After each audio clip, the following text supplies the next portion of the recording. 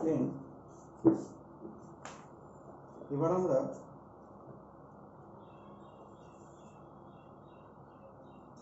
যেটা করব সেটা খুব ইম্পর্টেন্ট, সেটাকে আমরা বলবো ফ্লেমিংয়ের বাম হস্ত নিয়ম। ফ্লেমিংয়ের বাম হস্ত নিয়ম।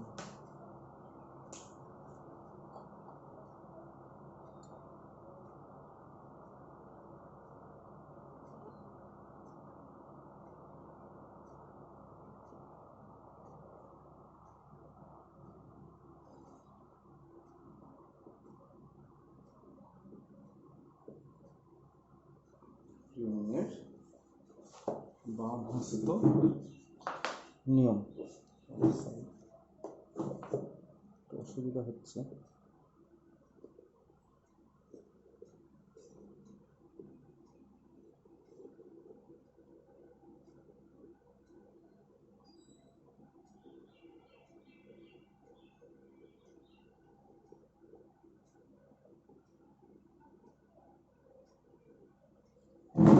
তাহলে আমরা করব হচ্ছে ফ্লেমিংয়ের বাম হস্ত নিয়ম। নিয়মটি হচ্ছে এইরকম যে যদি আমরা একটি তড়িৎবাহী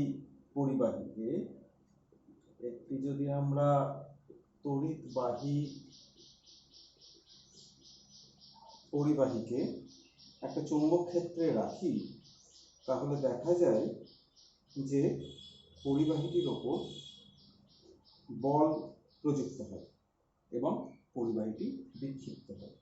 এটাতে এই জিনিসটাকে কোথায় রাখা হলো? এই জিনিসটাকে একটি চৌম্বক ক্ষেত্রে রাখা হলো। ফলে কি হবে না, এই চৌম্বক ক্ষেত্রটি এই তড়িৎ পরিবাহীর উপর একটি বল প্রযুক্ত করবে, একটি বল প্রযুক্ত হয়। ফলে এই যে তড়িৎবাহী পরিবাহী এটা বিক্ষিপ্ত হয়। এই তড়িৎবাহী পরিবাহীটি কি হবে? এটি বিক্ষিপ্ত হবে এবং এই যে বিক্ষিপ্ত হচ্ছে, এই বিক্ষেপণের অভিমুখ কিন্তু আমরা জানতে পারবো। কি করে জানতে পারবো? না, এটা ফ্লেমিংয়ের বাম হস্ত নিয়ম দিয়ে জানতে পারবো। ঠিক আছে, এবার আমরা বলে দিই বাম হস্ত নিয়মটি ঠিক কিরকম। বাম হস্তে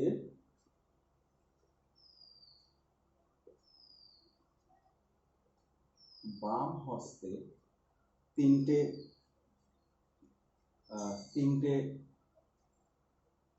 আঙুল, অর্থাৎ বৃদ্ধাঙ্গুষ্ঠ বা বৃদ্ধাঙ্গুলি, 2 মধ্যমা, 3 তর্জনী।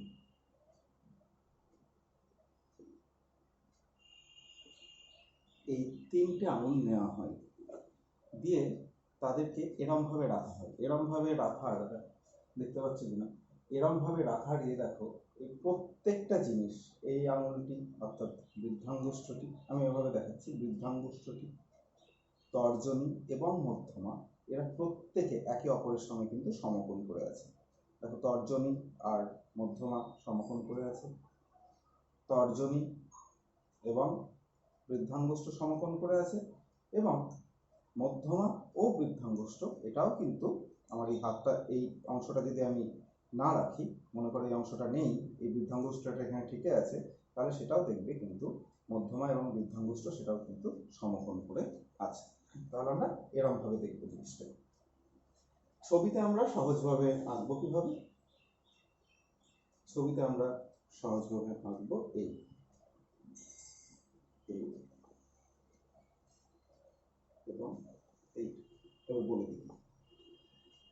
এখানে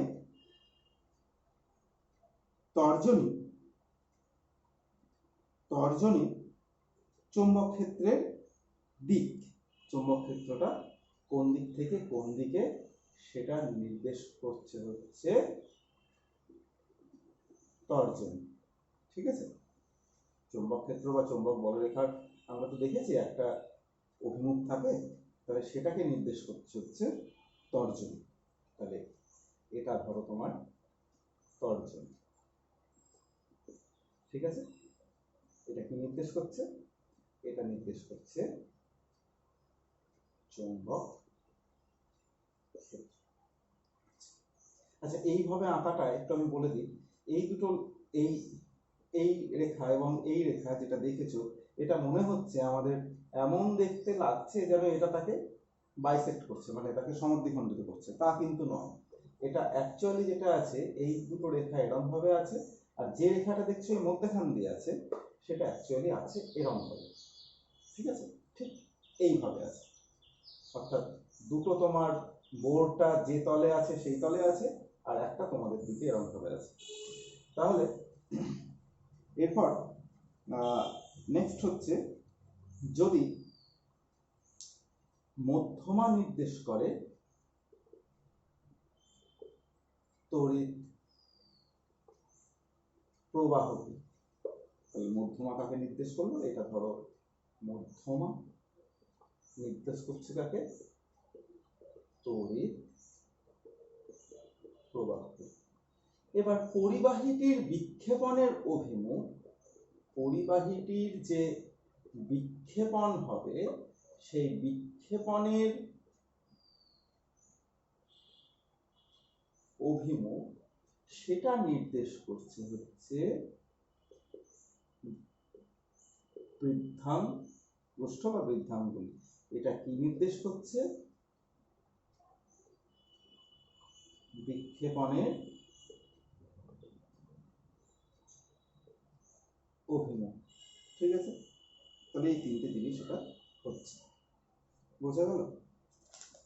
তাহলে এটাই হচ্ছে ফ্লেমিং এর বামহস্ত নিয়ম। তর্জনী চৌম্বক ক্ষেত্র নির্দেশ করলো, মধ্যমা যদি নির্দেশ করে তাহলে বৃদ্ধাঙ্গুলি নির্দেশ করবে বিক্ষেপণের অভিমুখ। নেক্সট আমরা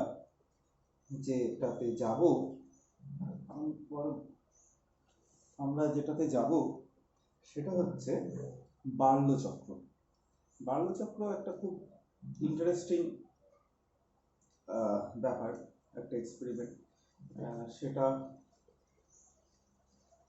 সেটা অনেকটা ছবিটা যদি তোমরা বই থেকে দেখে নাও তাহলে দেখবে যে একটা খাঁজ কাটা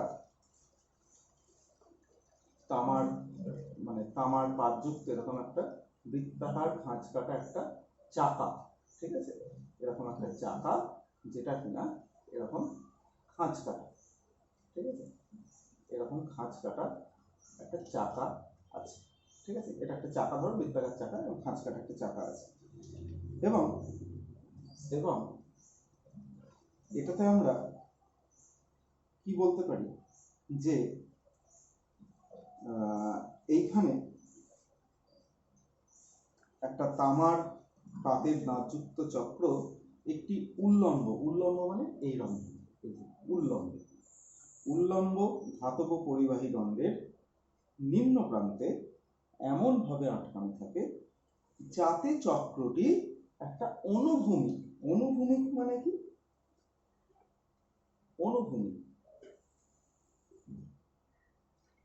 এরকম অনুভূমিক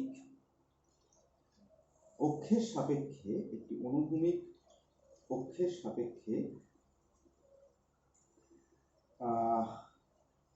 এমন ভাবে আটকানো থাকে যে সেটা এরকম ভাবে থাকে। এবং এখানে সেই, আমি আর খাঁজ কাটাটা এখানে করতে পারছি না, আমি এমনি দেখাচ্ছি।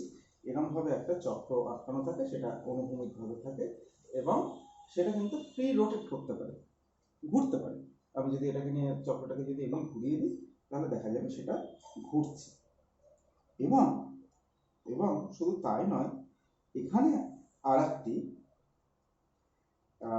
একটা কাঠের পাটাতনের ওপর একটু পারদ থাকে, এখানটায় এমনভাবে পারদ থাকে, আমি একটা দাঁত বা খাঁ যেখানে এঁকে দেখাচ্ছি এইখানটায় থাকে হচ্ছে কিছুটা পারদ, এখানটায় থাকে কিছুটা পারদ। এবং এই গোটা অ্যারেঞ্জমেন্টটা একটা অশ্বক্ষুরাকৃতির ম্যাগনেট বা চুম্বক দ্বারা থাকে, যার এম এটা এবং এস এটা। ঠিক আছে, এইরকম একটা জিনিস এখানে থাকে। এইবার কি হয়,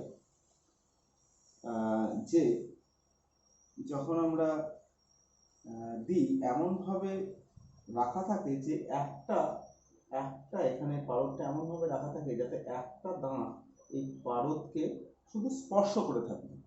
ঠিক আছে, পারদটাকে কি করে থাকবে না, শুধু স্পর্শ করে থাকবে।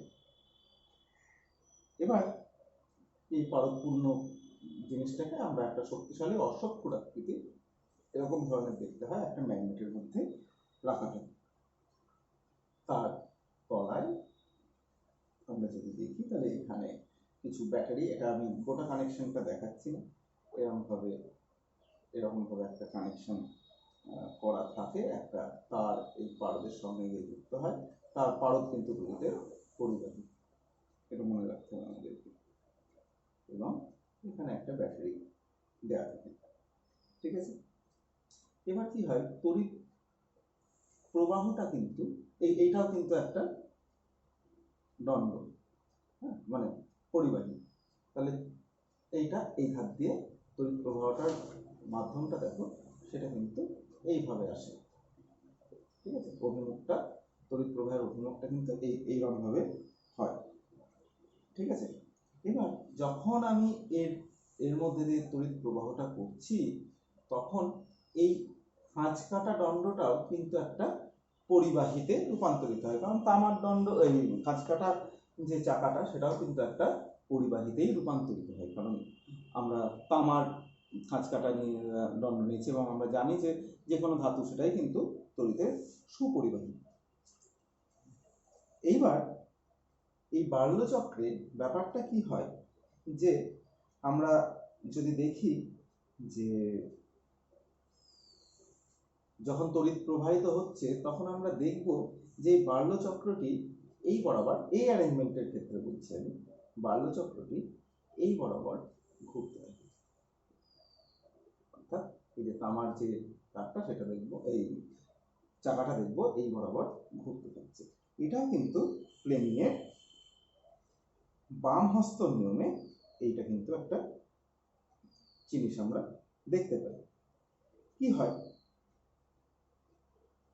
হয় এই চুম্বক ক্ষেত্রের মধ্যে চারটি হতে পারদে একটা তড়িৎ প্রবাহ সৃষ্টি হচ্ছে, এবং ফ্লেমিং এর বামহস্ত নিয়ম অনুযায়ী এখানে একটা বল লম্বভাবে ক্রিয়া করবে। ঠিক আছে, একটা বল কোন দিকে ক্রিয়া করবে, লম্বভাবে, এইভাবে ক্রিয়া করবে। তাহলে দেখো, আমরা যদি এরকম ভাবে দেখাই, ধরো এটা হচ্ছে চৌম্বক ক্ষেত্রের অভিমুখ, ধরে নাও এটা পরস্পরের সাথে সমান্তরালে আছে, এইটা হচ্ছে তড়িৎ প্রবাহ, এটা অবশ্যই বাম হাতে। আমরা যদি জিনিসটাকে এরকম ভাবে দেখতে পারি, তার মানে এটা অনেকটা এইরকম থাকবে। ঠিক আছে, আর এই বৃদ্ধাঙ্গুষ্ঠটা তুলে কোন দিকে গেল, দেখো এই দিকে গেল, অর্থাৎ তড়িৎ প্রবাহটা লম্বভাবে এর দিকে একটা বল প্রয়োগ করছে।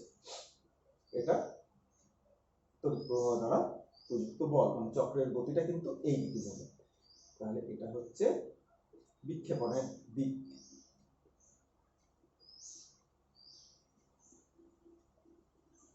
এবার কি কি দেখা যায় যে বিক্ষেপণের দিক যদি এরকম হয়,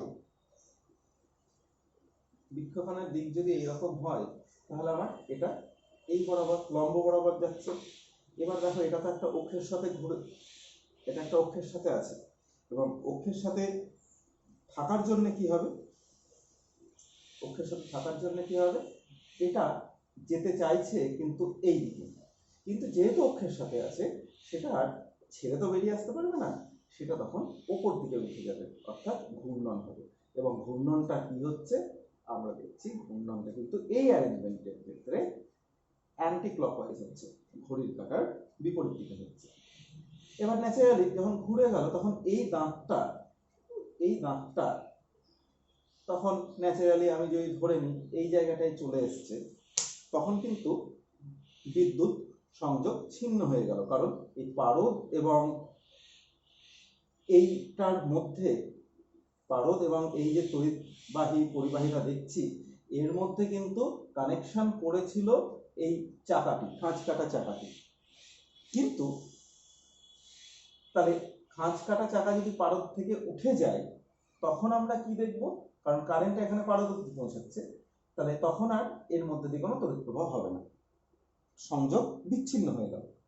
কিন্তু দেখা যায় যে গতি জাঢ্যের কারণে এই যে একটা গতি পেল, সেই গতি জাঢ্যের কারণে আমি আগেই বলেছি এরকম এরকম খাঁজ কাটা চাকাটা আছে, ঠিক আছে, এই চাকাটা, এই খাঁজটা যদি উঠে যায়, এই দাগটা যদি উঠে যায়, তারপরের যে দাগটা আছে, ধরে এই দাগটা কিন্তু তখন পারদের সঙ্গে টাচে চলে আসবে, কারণ গতিজাতের জন্য কিছুটা এমনিতেই ঘুরে যাবে, তখন আর একটা দাগ কিন্তু এখানে চলে আসবে। সেটাও একইভাবে তাহলে তড়িৎ আমার আবার সার্কিট কমপ্লিট হলো, আবার ফ্লেমিং এর বামহস্ত অনুযায়ী এটাও কিন্তু উঠে যাবে। এরকম আমার তারপরে আমরা দেখব যে যতক্ষণ আমরা এখান থেকে তড়িৎ প্রবাহ চালনা করছি ততক্ষণই কিন্তু এই চাকাটা কন্টিনিউয়াসলি ঘুরে যাবে, ঠিক আছে, প্রতি মুহূর্তে ঘুরবে। হলো। এইবার এসিতে আমরা যদি এসি কারেন্ট ব্যবহার করি, এটা একটা জিনিস। আচ্ছা, তার আগে আমি একটা জিনিস বলে দিই যে আমরা কিভাবে এই বাল্যচক্রের ধর্ম কি বা কিভাবে এটা পরিবর্তিত হয় এটা আমরা জানতে পারি। কিরকম, আমরা যদি তড়িৎ প্রবাহ মাত্রা বাড়াই, মানে আমি এখানে দিচ্ছি আই, তড়িৎ প্রবাহ মাত্রাকে আমরা আই বলি, আই বৃদ্ধি করলে আই বৃদ্ধিতে ঘূর্ণনের বেগ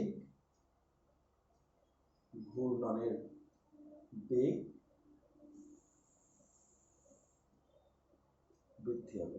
প্রথমে তড়িৎ প্রবাহ মাত্রা বাড়ালে ঘূর্ণনের বেগ বাড়বে। আমরা যদি এটা উল্টিয়ে দিই, এবার একটা ইন্টারেস্টিং জিনিস, ধরো আমরা তড়িৎ প্রবাহটাকে এদিক থেকে চালনা করলাম, তাহলেও তো সেই একই জিনিস হবে, তড়িৎ তো প্রবাহিত হবেই। আমরা এদিক থেকে চালনা করলাম, এইটা নয়, আমরা তড়িৎ প্রবাহটা উল্টো দিক থেকে চালনা করলাম, করতেই পারি। ব্যাটারির পজিটিভ প্রান্ত এবং নেগেটিভ প্রান্ত যদি আমরা উল্টিয়ে দিই তাহলেই সেটা কিন্তু তড়িৎ প্রবাহের অভিমুখটাও উল্টে যায়। তাহলে তখন কিন্তু দেখা যাবে যে এই ঘূর্ণনটা তখন কিন্তু আর ক্লকওয়াইজ সেই একই ফ্লেমিং এর বামহস্ত নিয়ম অনুযায়ী হবে, তখন দেখবি জাস্ট ঘূর্ণনটা পাল্টে যাবে, অর্থাৎ তখন কিন্তু সেটা আর অ্যান্টি ক্লকওয়াইজ না হয়ে ঘূর্ণনটা ক্লকওয়াইজ হবে। তাহলে আমরা কি বলতে পারি যে আয়ের অভিমুখ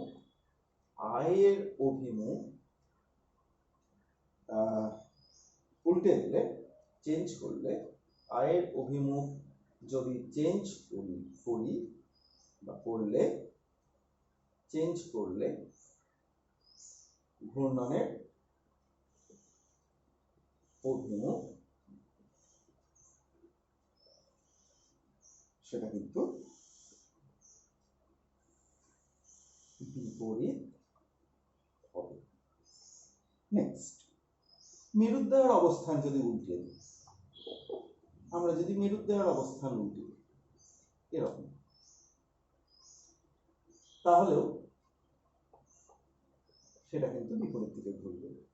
মেরুদণ্ড মানে এনটাকে এস করলাম, এসটাকে এন করলাম, মেরুদণ্ডের অবস্থান উল্টে দিলে, চেঞ্জ করলে, উল্টে দিলে ঘূর্ণন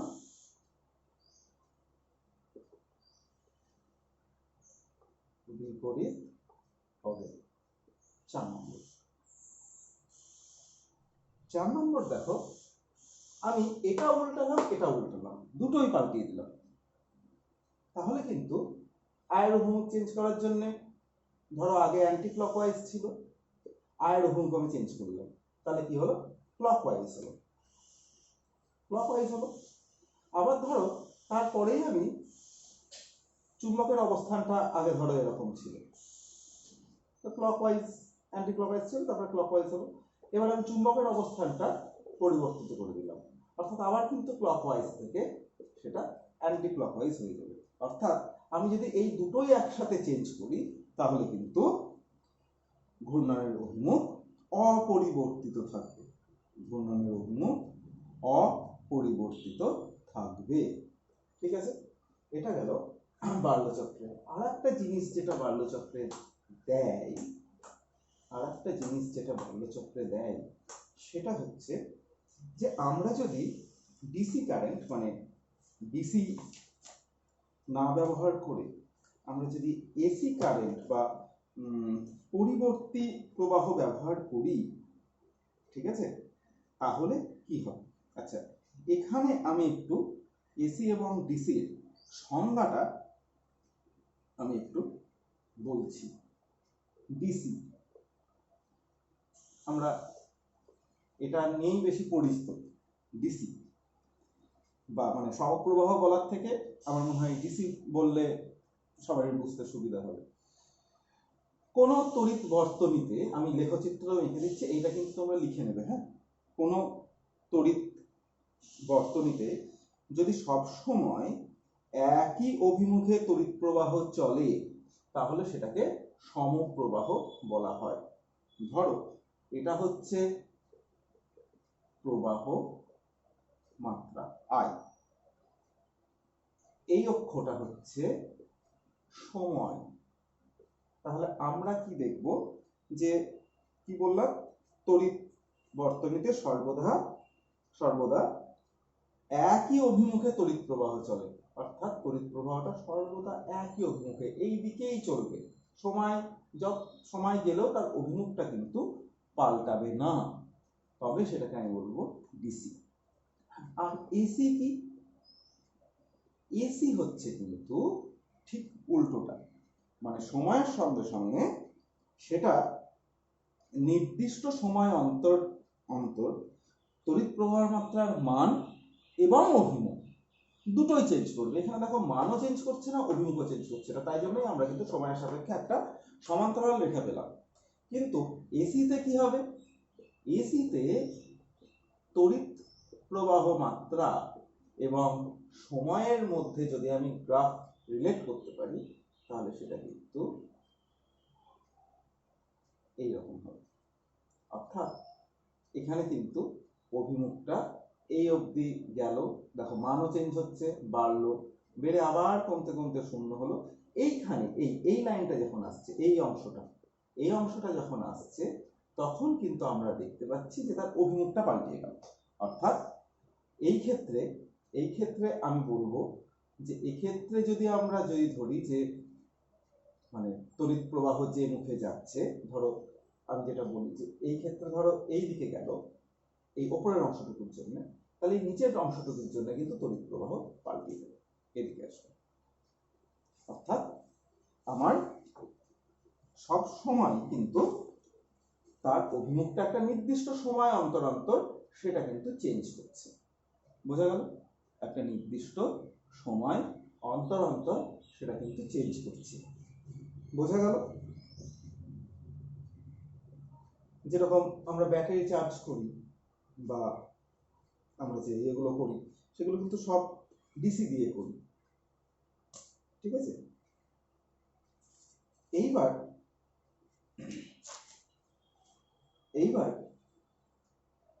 যে জিনিসটা আমি বলবো যে বার্লো চক্রে আমরা এই যে এসি, এটা আমরা বার্লো চক্রে আমরা এসি ব্যবহার করতে পারি না। বার্লো চক্রে কিন্তু আমরা এসি ব্যবহার করতে পারি না। না পারার কারণটি হচ্ছে, দেখো এসি ব্যবহার করলে কিন্তু সব সময় একটা নির্দিষ্ট সময় অন্তর অন্তর অভিমুখ পাল্টে যাচ্ছে, এটুকু আমরা বুঝতে পেরেছি। এই যে এটা যদি আমরা পজিটিভ অভিমুখ বলি, তাহলে এটাকে আমরা নেগেটিভ অভিমুখ বলবো, অর্থাৎ বা আমরা যদি বলি যে এই অভিমুখটা উপরের দিকে যাচ্ছে, তাহলে এই অভিমুখটা দেখো নিচের দিকে আসছে, তাহলে সম্পূর্ণ বিপরীত। এবার বার্লো চক্রে এই যে চাকাটা আছে, যে চাকাটা নিয়েই বার্লো চক্রের ঘূর্ণনটা আমরা দেখতে চাই, এই চাকাটার ক্ষেত্রে কিন্তু দেখা যায় যে সাপোজ ধরো এসি কারেন্ট আমরা ব্যবহার করলাম, তাতে তড়িৎটা প্রবাহিত হচ্ছে এই বরাবর। তাহলে বার্লো চক্রের ঘূর্ণন কি হবে? আমরা দেখেছি বার্লো চক্রের ঘূর্ণন হবে অ্যান্টি ক্লকওয়াইজ। অবশ্যই কোনো একটা সময়ে আমরা দেখছি যে এই এসিতে তড়িৎ প্রবাহের অভিমুখটা এই দিক বরাবর হয়ে গেল, ঠিক আছে। অর্থাৎ আমরা এসি কারেন্ট আমরা সব থেকে ভালো বুঝতে পারি আমরা প্লাগ থেকে যে কারেন্টটা ডাইরেক্ট নিই, ঠিক আছে, সেটা হচ্ছে এসি।